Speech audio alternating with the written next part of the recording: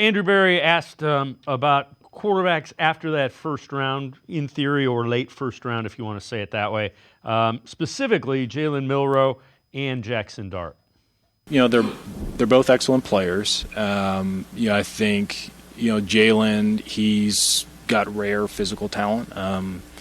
He may be the only when he gets in the NFL, he may be the only quarterback who's faster than Lamar. Don't tell Lamar I said that, please. He's got rare physical gifts. He's strong, he's fast, he's got a really strong arm. And any system that you build around him, you want to take advantage of the fact that he has things that no other players at the position have.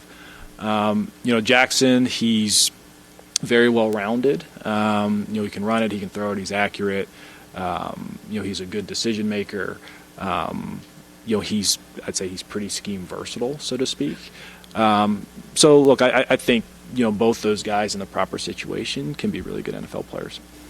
With Jalen Milroe, how much would having Tommy in the building helps with that evaluation and dealing with him? It helps a lot. To have ROC having been at Alabama with him for a full year, calling plays for him, knowing his strengths and weaknesses, it helps a lot.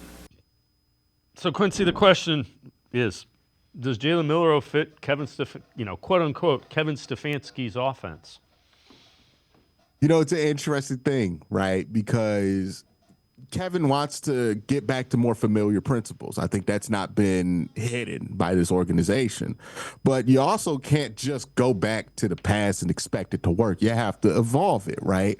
And when you look at Kevin's offense and you look at what Kevin wants to make happen with the quarterback position, a lot of that offense is about being able to have gravity or pull versus other teams' linebackers, right? It's about manipulating the linebackers to create space in gaps in the middle of the field or in cover two. And nothing makes that a lot easier more than a quarterback who can run, right? And I think that is the appeal to the Cleveland Browns with Jalen Milroe. Milroe also, he played with Tommy Rees, right? Like nobody's a better fit for a Tommy Rees coached offense than the guy who's already played in the offense and had tremendous success. They almost beat Michigan and would have presumably won the national championship game. And so very good fit there with what Tommy Rees likes to do. You watch him on tape, he goes through his progressions really well. He likes to be on time, right? He's not an out of structure player, and we know with the Browns, they love guys who can play in structure. So, yeah, I think, it might be easy to convince yourself that he's not a good fit just when you think of Milroe and all the running and you think he's an RPO guy. But he's really not. What he is somebody who wants to work in structure, wants to be on time, needs to work on his anticipation and accuracy, but certainly wants to be the type of quarterback naturally that Kevin wants at the position, or at least has had success with. It just looks a lot different because instead of Joe Flacco, Case Keenum, and Kirk Cousins, it's a dude who can run 4.3, right? Like that's what makes it look way different. But I don't think it's really that different from the mode of what he's been successful with. When you hear Andrew Berry talking, I kind of get the feeling that it's going to be Travis Hunter and Jalen Milroe in some form or fashion. Did you get that sense? You can tell he lit up talking about those two, right? Like he compared one to Shohei, who is arguably the best player in baseball, and the other one to Lamar Jackson. Yeah, and Jalen Hurts. There was a Jalen Hurts thing. Yeah. So those are two guys that, the quarterback position is evolving just in that way, in that manner.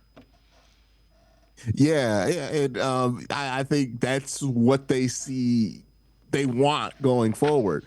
And you get all the intangible stuff with Jalen Milroe too, right? People love his work ethic, everything else with him that comes with committing to a guy at quarterback. I think they like him, right? Now the question is, how much do other teams like Jalen Milroe? Because, a dude who can throw as well as he can, run as well as he can, and seems to have the intangibles. I feel like teams are going to value that a lot more than maybe what we see from the outside looking in. So, it's going to be interesting to see what Milroe's value is like. My hot take is if there's somebody who's going to have a Michael Penix like jump this year, it's probably him. That's absolutely fair. You hear about the work ethic, his leadership, anything that you're questioning, everybody seems to think he's got it. So I get it. It'll be curious to see where he goes.